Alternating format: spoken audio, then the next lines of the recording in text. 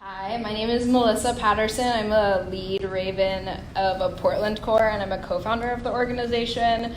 Now I'm going to talk about Phase 4, which is my personal favorite because this is also known as the reflection stage.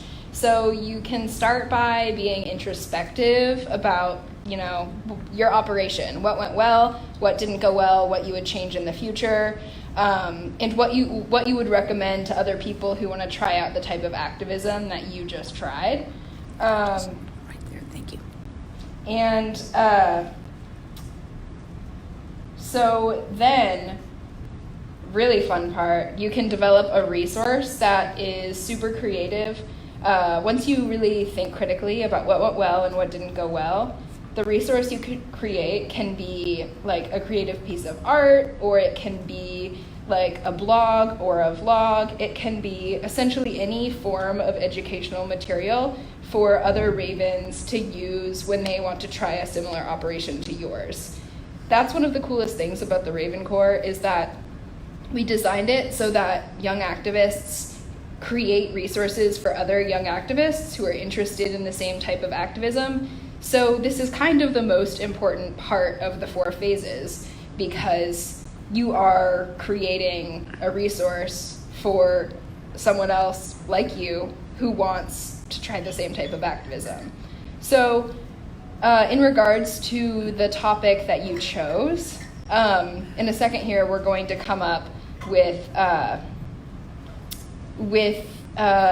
examples of a resource that you would create for your operation. So if it was a movie screening and you wanted to reflect on that, how would you maybe go about creating that resource for other Ravens to use? And the final part of Phase 4 is celebration. This can be either like just complimenting each other on what went well, what didn't go well within your core, or it can be a pizza party, like something more fun to celebrate, like trying a new form of activism. So right now, in the same group, come up with 1 or 2 examples of a resource that you would develop for a given operation, and then I'll call on some of you to share. All right, and so that was one of the co-founders of the Ravens. We are here at the National Animal Rights Conference in the D.C. area in Alexandria, Virginia. There are seminars like this going on all over. There are about 2,000 or over 2,000 people here in many different rooms. This is the Gen Z approach, but true to their Gen Z spirit, they invited people of all ages, and now they're breaking up into groups. They have 4 phases or actually 5 phases of their operation. And so let me ask you, while everybody is talking, if you could just give us a sense of how you created the Ravens, and how long you've been doing this and how big you are. Yeah, I started activism when I was 14. I started as like a really tunnel visioned, angry animal activist because I was like really resentful towards the people in my life who weren't sharing with me the information that I felt I needed when I was younger. And then I started realizing, when I started working with Claire, who's now the executive director of the Raven Corps, that it is more important to consider what's effective and what's compassionate to all beings, including humans. So at the time, when I was about 15, 16, our organization was a 501c3 nonprofit called Youth for the Voiceless. And we found that name quite problematic just due to the nature of the concept of voicelessness, and the organization just wasn't holistic in that it wasn't advocating for people, animals, and the planet. It was only advocating for animals, and it wasn't very effective. So we redesigned the organization in a really thoughtful way to just simply become a youth activist organization, and we primarily use the platform of a plant-based diet, so youth activists can target one thing that they're passionate about within the umbrella of plant-based advocacy. So that can be anything from human rights, environmental, racism, like anything involved with plant-based advocacy. So it's a really large platform for young people to explore activism on, and So yeah, now I'm a lead raven of the Portland Corps, and I'm especially passionate about environmental racism and environmental issues in general. So those are some of the topics that my corps focuses on in Portland. And how do you, first of all, explain for those watching what the connection is between animal agriculture and environmental racism?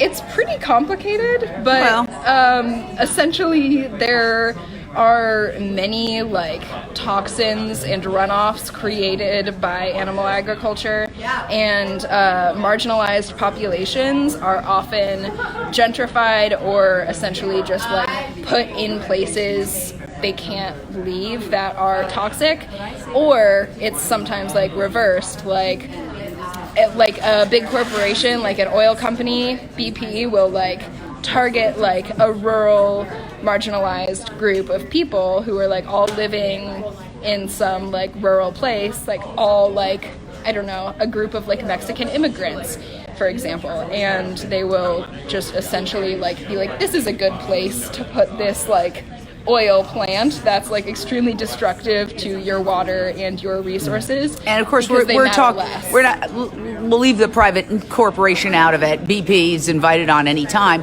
but you're saying basically that toxic components of our society are dumped in low-income areas, and that's been true since the dawn of time. There's no pig slaughterhouses in Beverly Hills. Totally. There's no pig slaughterhouses in Malibu. Where they are in LA is near downtown. Yes, exactly. And of course, it's also reflected in the property values, the lower property values. They can put those.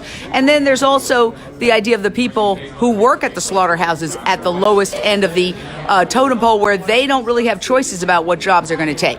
Yeah, true. Yeah. All true. Yeah. And so how many ravens do you have? In my corps, we have only about 5 ravens this year. I'm running a corps that's only ages 18 to 22, so I have a narrower age range because I'm 20 myself, and so I will be hosting a corps with just those age people. We have another corps in Portland that is about 14 to 18 years old. They have about 10 ravens. Is this international? It is international, yeah. We have ravens in Portland, Adelaide, Australia, and San Diego. Wow. And do you want to put this all over the world so kids all over the world can get involved? Ideally, yeah. We aren't accepting new corps right now, but we will soon be. We're kind of in a developmental stage, so we are working on creating more resources, so ravens will be able to start a corps anywhere in the world within the next few months. So follow us on Instagram. Yeah. So Melissa Patterson, the Raven Corps, and what's your Instagram handle? My Instagram? No, I mean the Raven Instagram handle. Oh, the Raven Instagram handle. You can just look up at the Raven Corps on Instagram or at the Raven Corps Portland. Okay, thank you so much. I appreciate it, Melissa. Great idea. This is really, really interesting. So let me just say that I think that this is a very, I would say, new age and exciting way to approach activism, because as you just heard, it's about what works, not about being right. And it really dovetails with a lot of the latest thinking on how people change and evolve. You can sort of enroll them and invite them to be a part of something, as opposed to being punitive. You're bad, you're this, you're that. And so I think it's absolutely brilliant. And leave it to the kids. Here they are.